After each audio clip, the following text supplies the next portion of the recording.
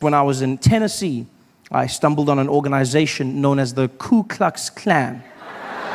You heard of them? Worst magic show ever. Guy gave me a pamphlet. He was like, come and see the Grand Wizard. Grand Wizard, the Grand Wizard. Didn't do one trick. Not even one trick. I mean, I noticed a few black people disappear, but I mean, that's not magic.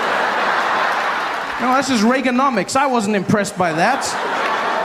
Like, where's the magic? I sat there forever. These guys running around in their sheets. Yeah, the KKK, as they're affectionately known. Has nobody bothered to tell them ever that you do not spell clan with a K? Nobody stopped. Even in America, clan is spelt with a C. The Ku Klux Klan, they're the KKC, not the KKK. You realize that? Ku Klux Klan.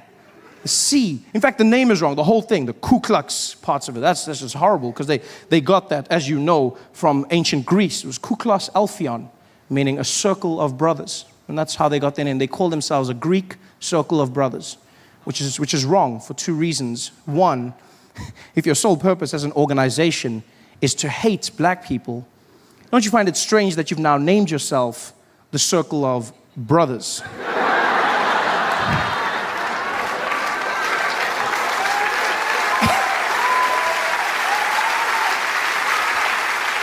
And secondly, do they realize that in ancient Greece, circles of brothers were doing very different things with one another? Very loving, very, yeah.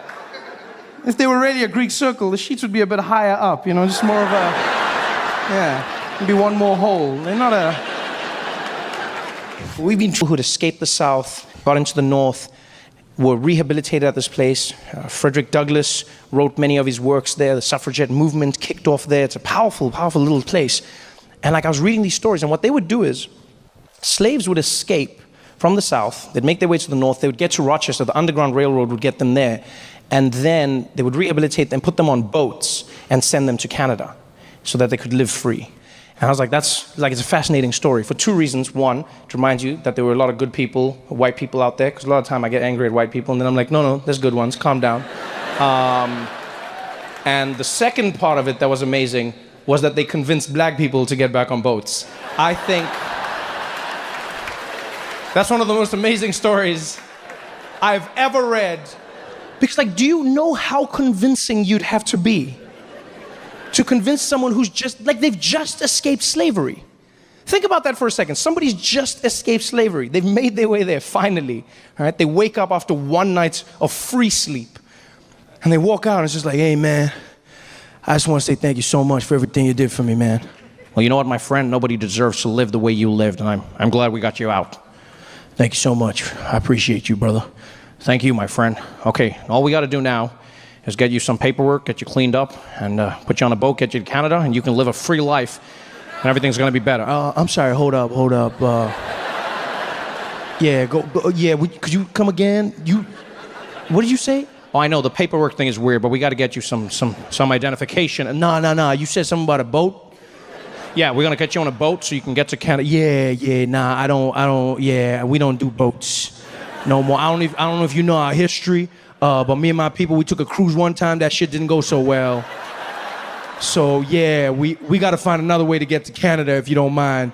No, but the boat is the best way for us to get there from Rochester. Yeah, that might be the best way for y'all, but we gonna walk. Hell, we can run real good. We can run, but we ain't getting on no boat. My friend, you got to get on the boat. Man, I ain't got to do shit. I just got free. Imagine if I get on that boat and on the other side I'm in the same place. What they gonna say to me? Why'd you get on that boat? Because he was real nice. Oh, hell no. I ain't getting on no boat. Well, you gotta get on the boat though. You're free now. You gotta get over this. Look, man, maybe one day in a few hundred years, one of my descendants named Kanye West will be over this shit, but I ain't over it right now. So I ain't getting on no boat. We gotta get you on the boat, damn it. I'm not getting on no boat. And that was the day the phrase "nigga please" was invented.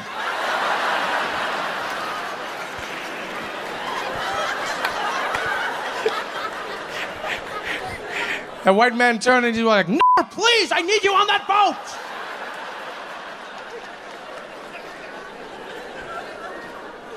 And that story was passed down generation to generation. Black person to black person. Free man to free man. Said, and that white man got down on his knees and he said, nigga, please.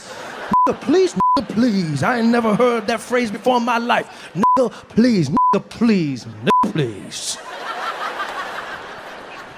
I know that's probably a phrase Barack Obama used at least once in the White House. At least once. Like, Mr. President, do you think Trump is because of you? Do you think you caused this? Oh, nigga, please. Yankees. The man who made it all happen. Huh? He was there at Nelson Mandela's memorial service. A service that the whole world was watching. And because of that, the service was translated to everyone all over the world. Translated into all languages, including sign language. And so Yankees was there translating for those who didn't understand. Unfortunately, he also didn't understand sign language. Which is a small problem. A problem that he didn't let stop him, people.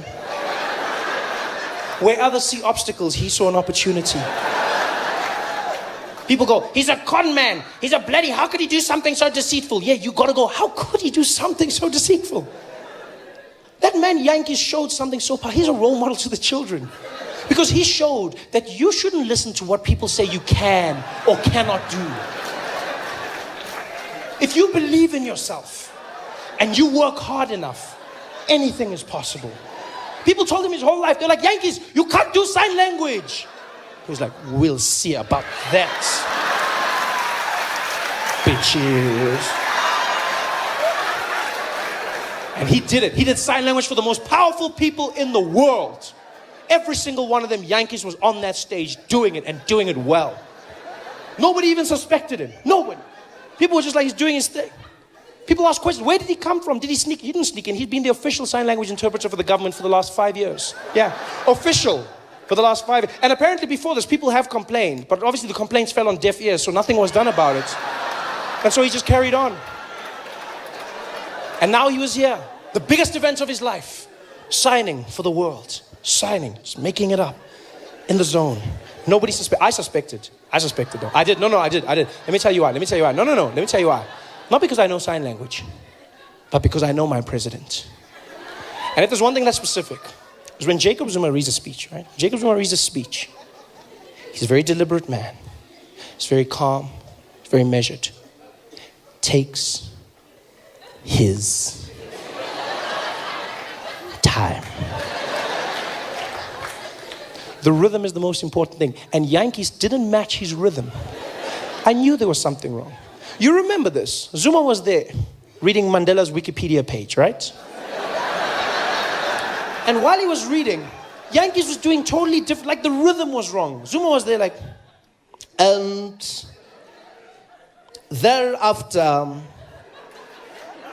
Nelson Mandela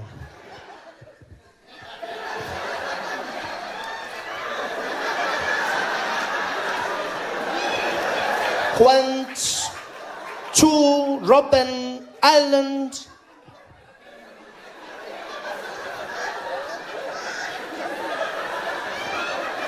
for his imprisonment.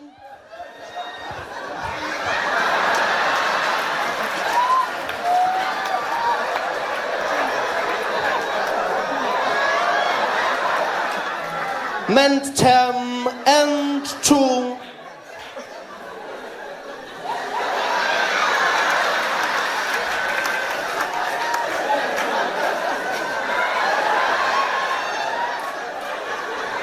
filed for. The rhythm didn't match, right? Zuma was on page 1, that guy was on like page 17 or something. It didn't match up at all. It's almost like Zuma was translating sign language for us. That's how slow it looked. Sorry, I haven't practiced, guys. It didn't match up. None of it. But Yankees did it. He stayed there in the face of adversity and he fought. Yeah, he did sign language for everyone. We've got to ask ourselves questions as well as South Africans. We don't ask enough questions. For instance, did nobody think to ask him how he could speak every single language in the world? Every leader came from countries everywhere. They spoke in their language. Yankees translated for everyone.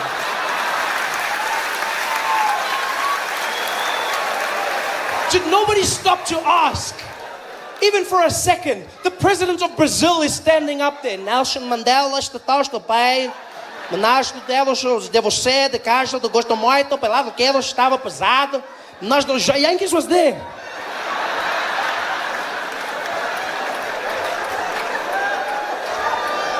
Did no one say, hey Yankees, you can speak Portuguese? I'm in the zone, Baba, I'm in the zone. I'm in the zone. Did nobody think to ask?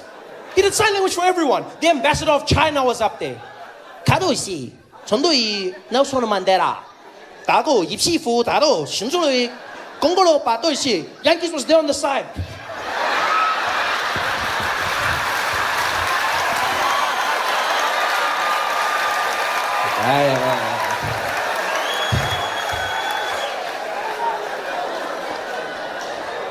He just made it up. He made everything up. And he did a great job at it. He did a great job. But then, like a true South African, we take it one step too far. That's what Yankees did. He had done it for everyone. He'd done a great job. The best fake sign language the world had ever seen. He had gotten away with it too, until Barack Obama came up to speak. This was a speech that was going to be performed by the most powerful man in the free world. 90 million people watching that speech. This, my friends, is the point where you pack up your little bag of tricks and you call it a day. Not Yankees.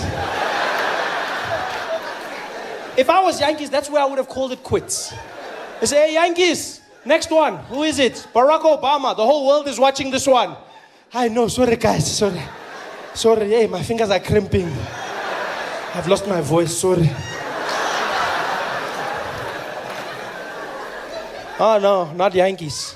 They're like, Barack, he's like, I'm there. And he was. Doing sign language for Barack Obama. And they found out that while he was doing the sign language, he kept on using the same signs over and over again, right? The few real signs that he actually knew.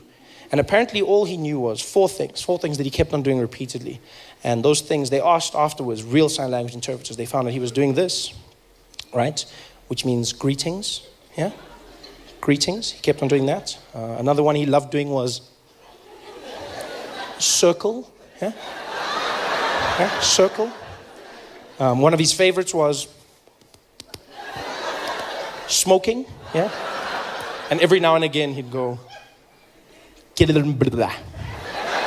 That's all he did, over and over again. Can you imagine that? Nelson Mandela's memorial, Barack Obama pouring his heart out. There he is, Barack Hussein Obama. And Yankees.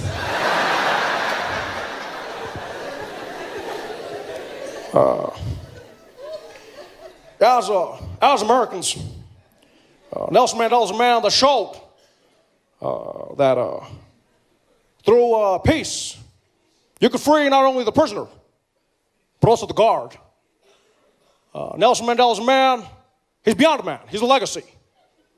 A legacy I could never aspire to be, but we can all look towards. And for me, Nelson Mandela showed that sometimes in life, you gotta go the hard way. You gotta say the things that matter. And always remember to do what counts.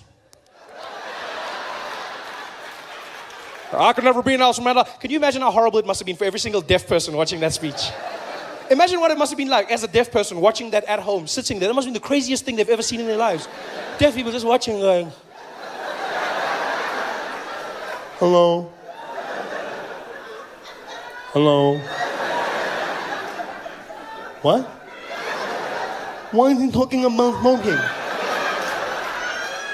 Why is he talking about smoking? Talk about Nelson Mandela. I'm talking about, talk about Nelson Mandela. What's wrong? Why is he talking about, what? Hello? Why did he? This is the worst speech ever. There's something wrong with this guy. Barack has a smoking problem. What the hell? Talk about Mandela. This guy, what's wrong with him? This is the worst speech. I can't listen anymore. This is horrible. This is horrible. Tell me when it's finished. I can't do this, man.